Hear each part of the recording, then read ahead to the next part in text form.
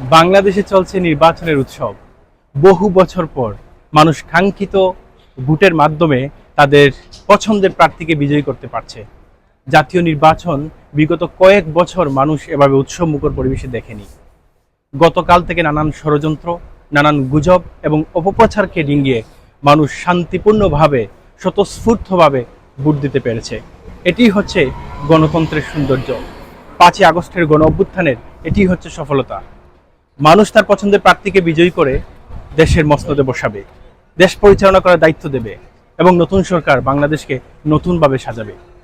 সকলের অধিকার এবং বৈষম্য মুক্ত একটি সমাজ গঠনে নতুন সরকার অগ্রণী ভূমিকা পালন করবে এবং বাংলাদেশের মানুষের যে মৌলিক অধিকারগুলো আছে সেগুলো প্রদানের পাশাপাশি বাংলাদেশের শান্তি শৃঙ্খলা ফিরিয়ে নিয়ে আসবে।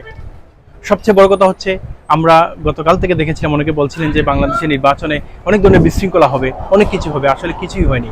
অত্যন্ত চমৎকারভাবে, হ্যাঁ, বিচ্ছিন্ন কিছু ঘটনা তো ঘটবেই, এটাই স্বাভাবিক। বিচ্ছিন্ন কিছু ঘটনা ছাড়া বাংলাদেশে অত্যন্ত শান্তিপূর্ণ নির্বাচন হয়েছে। এই শান্তিপূর্ণ নির্বাচনের মাধ্যমে যে দলই ক্ষমতায় আসবে তাকেই আমরা সবাই স্বাগত জানাবো। ধন্যবাদ।